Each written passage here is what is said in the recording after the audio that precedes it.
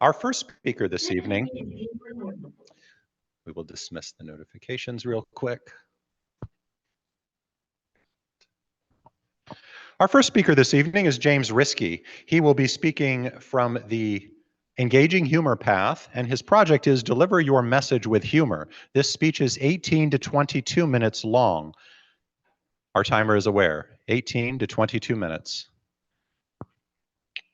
The speech title is The Power of Smart Brevity. James is our club's current vice president membership and former club president, and he is a former Area C3 director. James will be giving a report on a book that inspired him to think differently about his approach to written and verbal communication, and what Toastmasters speakers and leaders could take away from it too. The purpose of this project, which is a level 5 speech in the Engaging Humor path, is to focus on creating a keynote length speech that effectively delivers a message and humor to an audience. The intention of this project is to practice developing and presenting a longer humorous speech.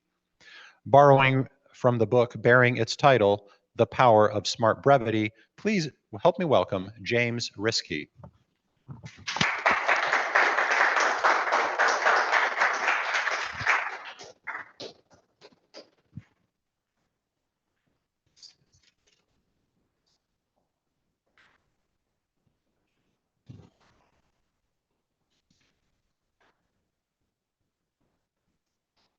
Thank you, Mr. Toastmaster. Fellow Toastmasters, the theme tonight is back to school.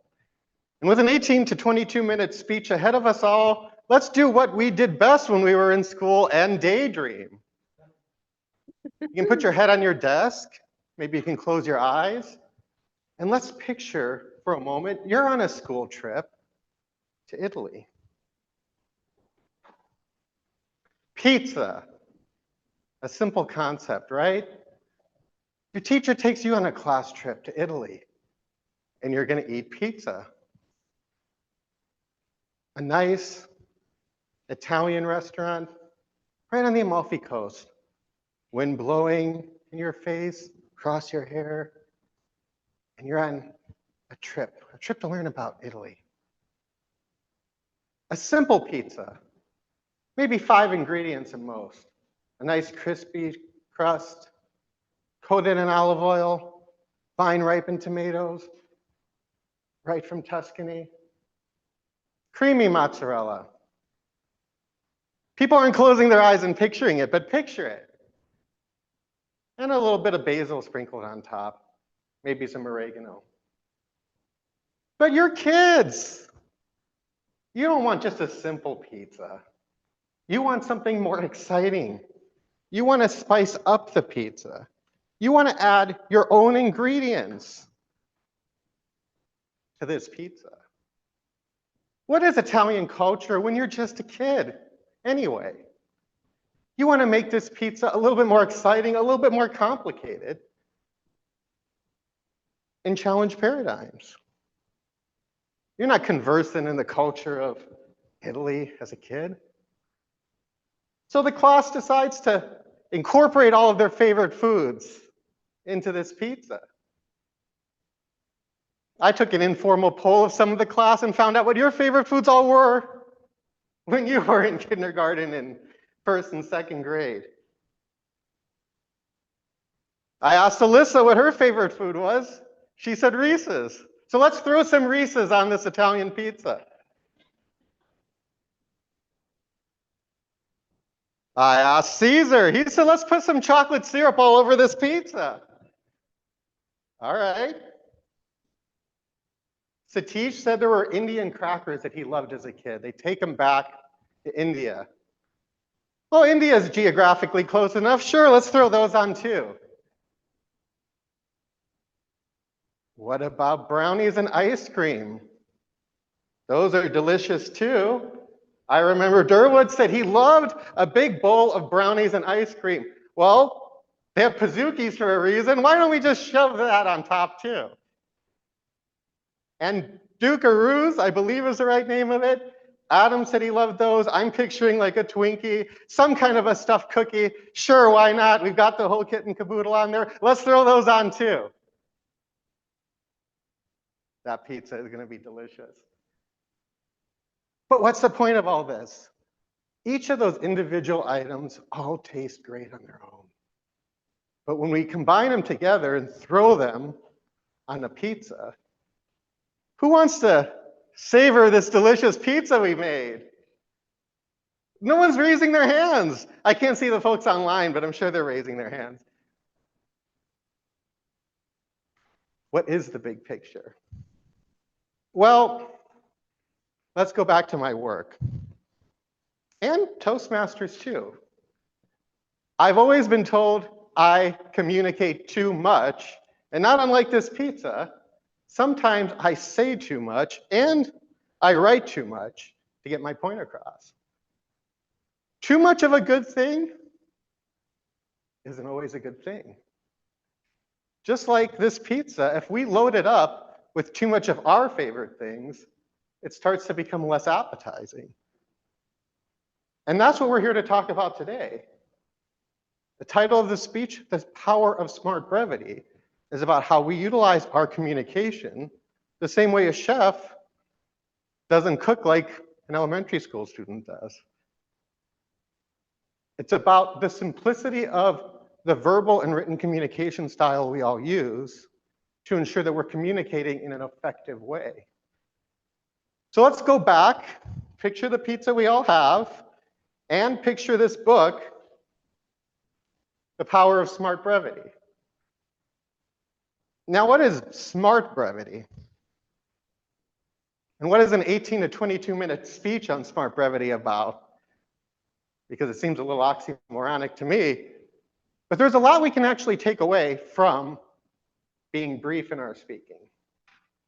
This book was actually written by Jim Vandehey, Mike Allen, and Roy Schwartz. And the interesting thing about these three people, particularly for people that may have an understanding in politics, which I know I do, Matt Musgrove, and I don't mean to reveal our past working together, but we both were political consultants back in the day. We know a little bit about this. They worked for Politico, worked for the New York Times, and they know a little bit about how to write to an audience. And the whole purpose of this book is basically to demonstrate that writing to an audience and communicating to an audience is about being brief. Because in today's society, we need to be brief. So what is the big picture? The authors I described, they're all authors at Axios now. They don't work at the Times anymore. They don't work at Politico anymore. They don't work at the Washington Post anymore. Why leave those jobs and start anew at Axios? The communication power of smart brevity is a style that keeps everyone engaged. And I'm going to demonstrate it for you now. And I think it's important whether we read, we speak, or we write, that we utilize this style and keep things in mind. Because we're in a different environment now. And this book has some examples that I think are helpful to anybody in any setting. Yeah, I agree. Whoever's saying, yeah, I agree. This is an important concept. But to get people's attention, we have to keep in mind social media. What is the average time to grab someone's attention? 26 seconds. In a written article, 26 seconds is the average time you have to grab a person's attention. Same is true for an email. And to help them stay informed, it's the same thing. It could be a speech or anything that we actually communicate. We want to make sure we have the ability to keep that person engaged. So I'm going to break this down into two formats, applying this to writing, and since we're all Toastmasters, applying this to speaking as well. These are just examples here. And hopefully this clicker works a little. Maybe not. I was hoping I could point it in the red, but I'll just point with my finger. The key thing that you might notice here are friendly graphics that point you to what you're looking at, and easy titles that make it simple to read. You'll also see words that are very spaced out and why it matters statements that explain to the audience why they should care about what they're reading. Anybody else notice anything in these articles that attract your attention? The graphics. Pictures. I think Caesar noted the pictures. Anything else? Bullet points. The space, Karen said, the graphics. Bullet Adam, did you say something else? Short sentences. Karen, go ahead. Bullet points. The bullet points. The bold letters. The italics, the different formats. It's a helpful way to communicate a message. So even if you're emailing people at work, people within the club, however you're communicating, it's just a really simple, easy way to communicate effectively this way. And it also puts your audience first. You picture your audience member as an informed person. Would you want to read what you're writing? If you write a long essay, but it's so lengthy that you get lost in it, is that something you would want to read? And that's something to think about. And it's something that's going to apply as we're thinking about the most important thing, which is the importance of conciseness, the importance of conciseness. It's better to exclude something than to include something that might be unworthy in what we're saying or writing in our speech. And it makes a promise to your audience that you're not going to waste their time and you're not going to insult their intelligence. So let's break that down, both of those. You're not going to waste their time by writing more than they need to know, but you're also not going to insult their intelligence by trying to explain something over and over, break down a really simple concept. Because everybody can research anything now anyway, so if it's something that's so simple that you're explaining it to 1 out of every 10 people, when 9 out of 10 people are going to understand it anyway, you don't want to dumb it down to the point that the reader is going to feel like you're shaming them. And this goes through what we already all talked about. The importance of scannability, comprehension, and memory. Scannability, that's the first line. That's the title of what you're going to read. The comprehension, that's the next line of what's new, what am I reading about in a further detail. And the memory is why it matters to you. I'm the reader. I don't know why I should care about any of this stuff, but why does it matter to me? Durwood, I know you write a lot about sports, probably in your job. You would explain to your audience why that should matter to them, why the spread on a game maybe matters to the team you're writing about.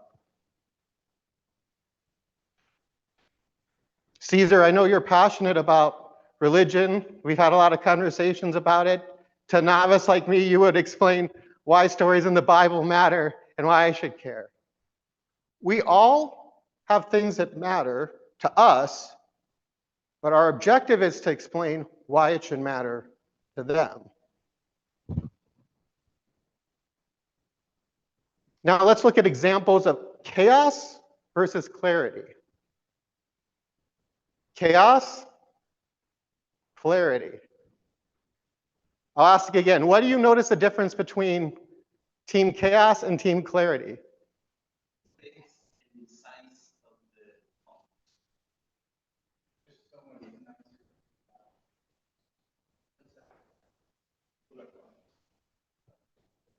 So everybody's saying space, bullet points. Anybody online want to speak up? Bold letter. Kayla? It's sorted into categories. The categories, that's an important point that you raised too. Because if you look at this, all blocks, whereas if you break it down, not only is it explaining to you what's new, why it matters, what's next, it's breaking it down in such a way that you could read it in steps. I only have 2.5 seconds. I can read this. I only have 6 seconds. I can read to here. I have a whole 20 seconds. I might be able to make it all the way down. But I could still capture everything based on the amount of time I have. But there's also ways to apply smart brevity by writing a little bit more and being honest with the audience. One of the most famous things going on in corporate America right now is a struggle to figure out, are people going to work in the office or not? This type of a statement in the before is what we call a nothing burger or a nothing statement. It says update on our plans, but if you read it, there's really no update. It's an update on the plans, it's a non-update. Whereas the column on the right actually talks about the fact that there is a spike in COVID cases and that the option to continue to work from home will last through the rest of the year. You're at least upfront with your audience. You at least show you care enough about your employees to demonstrate what the situation is. Whereas the statement on the left is exactly what we spoke about, where you're not being truthful and honest. You're dumbing down statement for your audience and you're using corporate speak to try to say what you're meaning to say. Now that we got writing out of the way, which none of us actually do that much of, at least in Toastmasters, except when we write our speeches, let's apply this to speaking. True or false? Inspirational speeches are always long. False. False. How many words was Abraham Lincoln's Gettysburg Address? Anybody know? Ballpark it? No, not that short. It was 273. In the scheme of speeches, I've already spoke way longer than that. 273 is short. I've also probably already spoken longer than the famous JFK inaugural speech. Both of these are very inspirational speeches, but what made them inspirational was how short they were. And trust me, if not for Pathways, I probably would have stopped speaking by now too. But inspirational speeches, because they're short, they're memorable. The 273 words of the Gettysburg Address are probably some of the most memorable speeches we all recall from school, to take us back to our theme. We're so conversant in those 273 words because there's only 273 words of them. Were the Gettysburg Address a 30-minute speech? I don't know how many schools would be teaching and forcing kids to memorize them to their displeasure. Are they still forcing you to memorize it today? Oh, good for you, but they did force me to memorize it. And another form of speech is a persuasive speech. And what's interesting with this is it always follows the same structure, but because it follows the same tried and true structure, it always is effective. You explain the current state, the problems with the current state. You contrast it with your vision, and you have a call to action. And with that call to action, you promise a brighter future. It can work in something that's extremely inspirational, like an idea, like Martin Luther King's I Had a Dream speech, or it can work even if you're selling a product, like an iPhone. We saw it all the time when the late CEO of Apple used to always introduce his iPhone and say, this is how this is going to make society better, my latest edition. But it followed the same structure. It followed the structure of this is current state, this is my new iPhone that's going to make things so better, contrast it with the old tech, and bringing it back. It was a similar structure, and it did sell a product. But that structure is something that this book covers as well, and it's something that is also an intriguing format without reinventing the wheel. So what are some tips to apply to public speaking? There are quite a few on this one. The first one is win before you begin and focus on your words and not on the slides.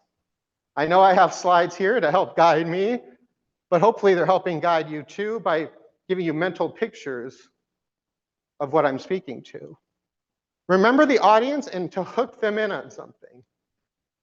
Nothing I said so far really related to that disaster of a pizza we all talked about at the beginning, but at least we all began on a laugh, and that was a hook. and then distill one important topic. This topic is about brevity and the importance of simplicity. Follow through on why it matters to all of you, because by being simple, concise, and knowing our audience, we communicate more effectively. Use personal stats to bring that story to life, and then reinforce the message at the end. And I'll close on another example of a hook.